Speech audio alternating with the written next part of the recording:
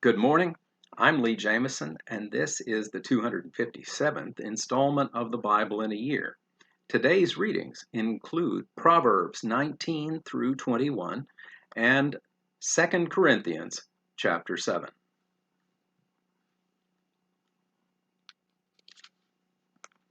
Proverbs 19. Better is a poor person who walks in his integrity than one who is crooked in speech and is a fool. Desire without knowledge is not good, and whoever makes haste with his feet misses his way. When a man's folly brings his way to ruin, his heart rages against the Lord. Wealth brings many new friends, but a poor man is deserted by his friends. A false witness will not go unpunished, and he who breathes out lies will not escape. Many seek the favor of a generous man, and everyone is a friend to a man who gives gifts.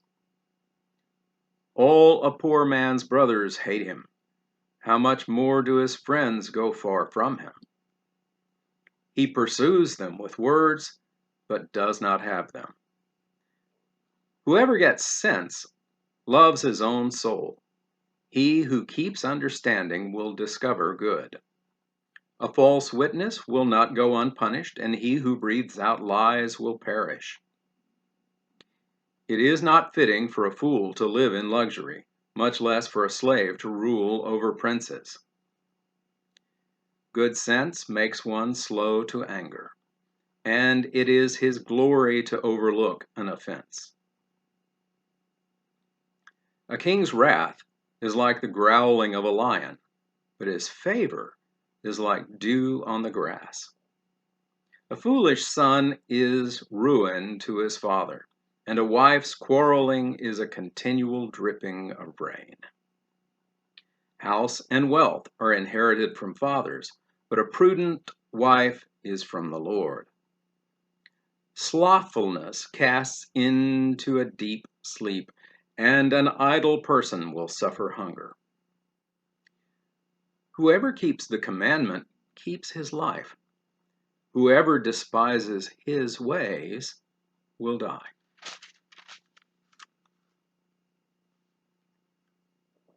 Whoever is generous to the poor lends to the Lord, and he will repay him for his deed.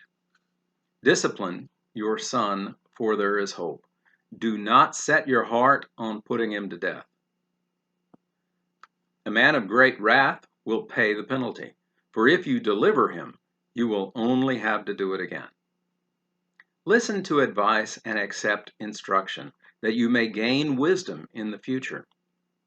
Many are the plans in the mind of a man, but it is the purpose of the Lord that will stand. What is desired in a man is steadfast love, and a poor man is better than a liar. The fear of the Lord leads to life, and whoever has it rests satisfied. He will not be visited by harm. The sluggard buries his hand in the dish, and will not even bring it back to his mouth. Strike a scoffer, and the simple will learn prudence. Reprove a man of understanding, and he will gain knowledge. He who does violence to his father and chases away his mother is a son who brings shame and reproach. Cease to hear instruction, my son, and you will stray from the words of knowledge. A worthless witness mocks at justice, and the mouth of the wicked devours iniquity. Condemnation is ready for scoffers, and beating for the backs of fools.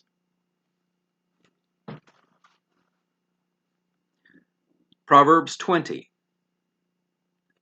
Wine is a mocker, and strong drink a brawler, and whoever is led astray by it is not wise. The terror of a king is like the growling of a lion, and whoever provokes him to anger forfeits his life. It is an honor for a man to keep aloof from strife, but every fool will be quarreling. The sluggard does not plow in the autumn. He will seek at harvest and have nothing. The purpose in a man's heart is like deep water, but a man of understanding will draw it out. Many a man proclaims his own steadfast love, but a faithful man who can find? The righteous who walks in his integrity, blessed are his children after him. A king who sits on the throne of judgment winnows all evil with his eyes. Who can say, I have made my heart pure, I am clean from my sin? Unequal weights and unequal measures are both alike an abomination to the Lord. Even a child makes himself known by his acts, by whether his conduct is pure and upright. The hearing ear and the seeing eye, the Lord has made them both. Love not sleep, lest you come to poverty. Open your eyes, and you will have plenty of bread. Bad, bad, says the buyer. But when he goes away, then he posts. There is gold and abundance of costly stones, but the lips of knowledge are a precious jewel. Take a man's garment when he has put it up security for a stranger, and hold it in pledge when he puts up security for foreigners. Bread gained by deceit is sweet to a man, but afterwards his mouth will be full of gravel. Plans are established by counsel. By wise guidance, wage war. Whoever goes about slandering reveals secrets, therefore do not associate with a simple babbler. If one curses his father or his mother, his lamp will be put out in utter darkness. An inheritance gained hastily in the beginning will not be blessed in the end. Do not say, I will repay evil. Wait for the Lord, and he will deliver you. Unequal weights are an abomination to the Lord, and false scales are not good. A man's steps are from the Lord. How then can man understand his way? It is a snare to say rashly, it is holy, and to reflect only after making vows. A wise king winnows the wicked and drives the wheel over them. The spirit of man is the lamp of the Lord, searching all his innermost parts. Steadfast love and faithfulness preserve the king, and by steadfast love his throne is upheld. The glory of young men is their strength, but the splendor of old men is their gray hair. Blows that wound cleanse away evil. Strokes make clean the innermost parts. Proverbs 21. The king's heart is a stream of water in the hand of the Lord. He turns it wherever he will. Every way of a man is right in his own eyes, but the Lord weighs the heart. To do righteousness and justice is more acceptable to the Lord than sacrifice. Haughty eyes and a proud heart, the lamp of the wicked, are sin. The plans of the diligent lead surely to abundance, but everyone who is hasty comes only to poverty. The getting of treasure by a lying tongue is a fleeting vapor and a snare of death. The violence of the wicked will sweep them away because they refuse to do what is just. The way of the guilty is crooked, but the conduct of the pure is upright. It is better to live in a corner of the housetop than in a house shared with a quarrelsome wife. The soul of the wicked desires evil. His neighbor finds no mercy in his eyes. When a scoffer is punished, the simple becomes wise. When a wise man is instructed, he gains knowledge. The righteous one observes the house of the wicked. He throws the wicked down to ruin. Whoever closes his ear to the cry of the poor will himself call out and not be answered.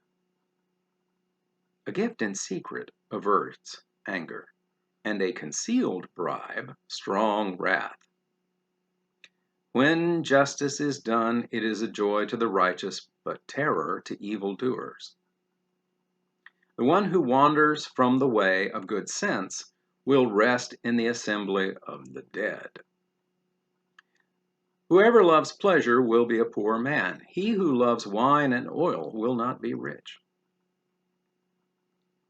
The wicked is a ransom for the righteous, and the traitor for the upright. It is better to live in a desert land than with a quarrelsome and fretful woman. Precious treasure and oil are in a wise man's dwelling, but a foolish man devours it. Whoever pursues righteousness and kindness will find life, righteousness, and honor. A wise man scales the city of the mighty and brings down the stronghold in which they trust. Whoever keeps his mouth and his tongue keeps himself out of trouble. Scoffer is the name of the arrogant, haughty man who acts with arrogant pride. The desire of the sluggard kills him, for his hands refuse to labor. All day long he craves and craves, but the righteous gives and does not hold back. The sacrifice of the wicked is an abomination. How much more when he brings it with evil intent? A false witness will perish, but the word of a man who hears will endure. A wicked man puts on a bold face, but the upright gives thought to his ways. No wisdom, no understanding, no counsel can avail against the Lord. The horse is made ready for the day of battle, but the victory belongs to the Lord. And that concludes the reading in Proverbs. And now, 2 Corinthians chapter 7. Since we have these promises, beloved, let us cleanse ourselves from every defilement of body and spirit, bringing holiness to completion in the fear of God. Paul's joy. Make room in your hearts for us. We have wronged no one. We have corrupted no one. We take advantage of no one. I do not say this to condemn you, for I said before that you are in our hearts, to die together and to live together. I am acting with great boldness toward you. I have great pride in you. I am filled with comfort. In all our affliction, I am overflowing with joy. For even when we came into Macedonia, our bodies had no rest, but we were afflicted at every turn, fighting without and fear within. But God, who comforts the downcast, comforted us by the coming of Titus, and not only by his coming, but also by the comfort with which he was comforted by you, as he told us of your longing, your mourning, your zeal for me, so that I rejoiced still more. For even if I made you grieve with my letter, I do not regret it, though I did regret it, for I see that that letter grieved you, though only for a while.